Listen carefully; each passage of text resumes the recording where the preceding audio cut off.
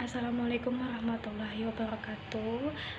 Saya perwakilan dari kelompok 2 ingin mempresentasikan tentang tahap perkembangan keluarga dengan anak usia sekolah. Nah, sebelum ke materi, saya akan memperkenalkan teman saya terlebih dahulu yang terdiri dari Ana Suhaila, Mila Berliana Budianoval, saya sendiri Nafitra Disukma, lalu ada Feriza Khairunisa, dan yang terakhir ada Heri Suhendri. Nah, langsung saja ke materinya. Jadi di sini tuh terdapat beberapa tahap perkembangan keluarga, mulai dari yang pasangan baru menikah, lalu dengan kelahiran anak pertama, dan keluarga dan kelompok kami itu berfokus pada keluarga dengan tahapan anak usia sekolah, yaitu di mana keluarga ini memiliki anak dengan anak di usia 6 tahun dan akan berakhir pada usia 12 tahun.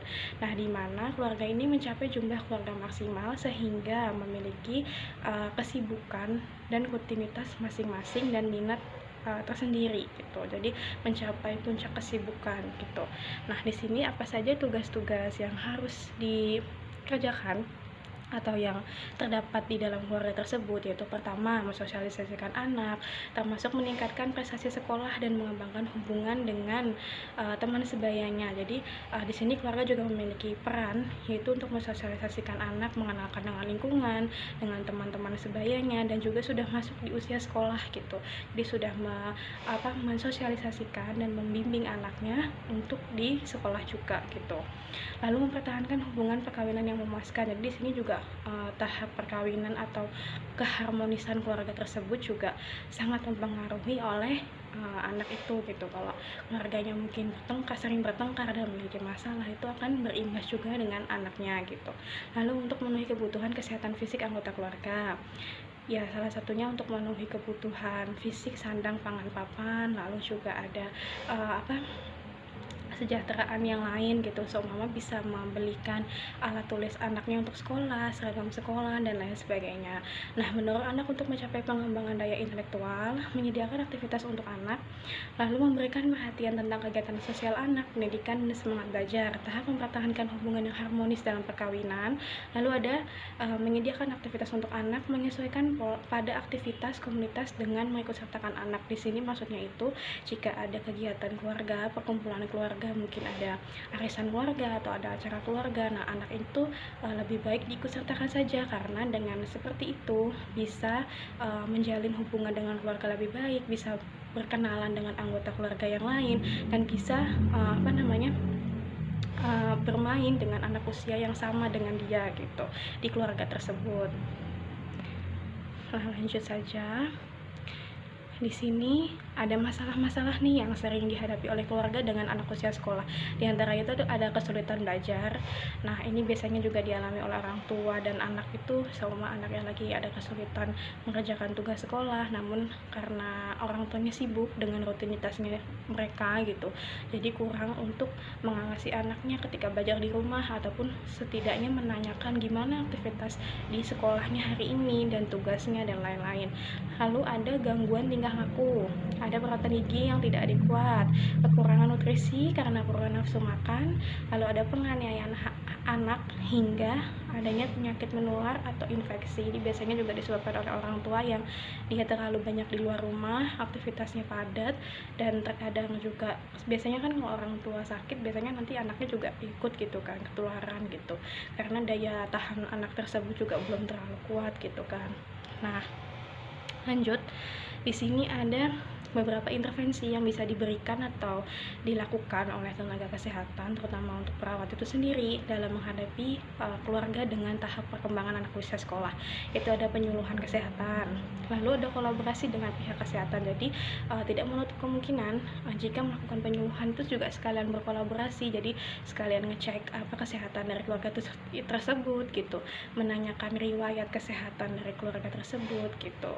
Nah, di sini juga ada asuhan keperawatan pada keluarga dengan anak usia sekolah dengan gangguan nutrisi.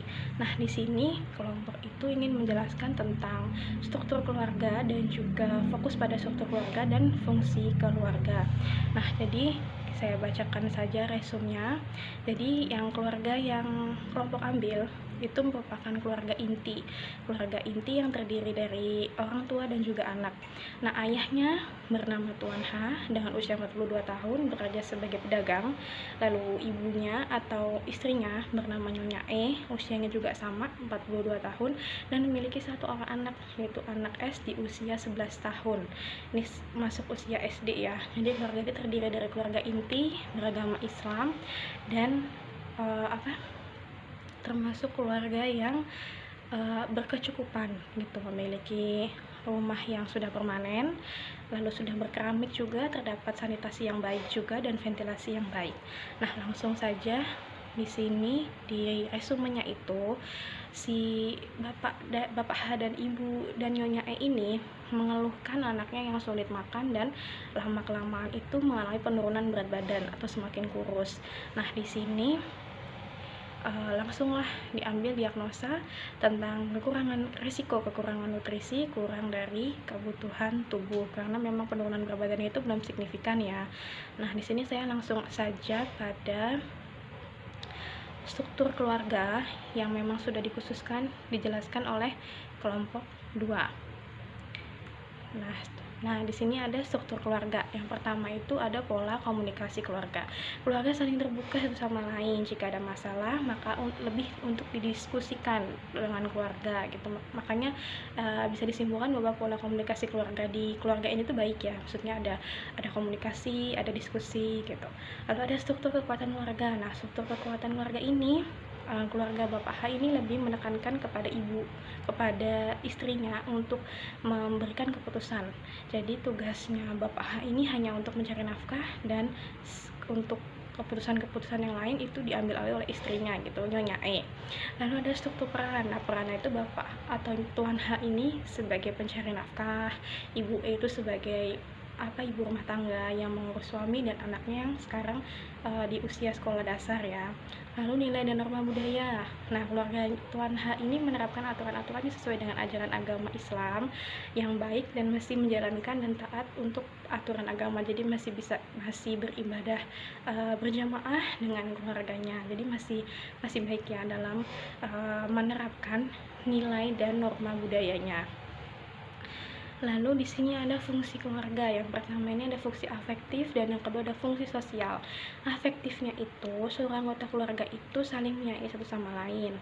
Tempat tinggal saudara-saudara masih sangat berdekatan, sehingga apabila ada yang sedang sakit maka mereka akan saling membantu. Maka disimpulkan bahwa keluarga ini fungsi afektifnya baik ya, karena masih bisa bersilaturahmi, selain keluarganya yang harmonis juga bisa bersilaturahmi dengan anggota keluarga yang lain. Lalu ada fungsi sosial. Fungsi sosial keluarga ini tuh menjalin hubungan yang baik dengan tetangga dan juga dengan saudara-saudara yang lain. Berarti sosialisasinya baik dan mengizinkan anaknya untuk bermain dengan tetangga-tetangga di sekitaran rumahnya yang seusianya dia. Makanya diajarkan untuk sosialisasi kepada tetangga-tetangga. Dan mohon maaf sebelumnya, kami dari referensi kami tidak terdapat fungsi reproduksi, sehingga kami tidak bisa menerangkan keluarga ini masih mengikuti masih berkonsultasi masalah perihal KB atau tidak. Nah, di referensi yang kami peroleh tidak ada fungsi reproduksi di sana. Jadi kami mohon maaf selaku kelompok jika terdapat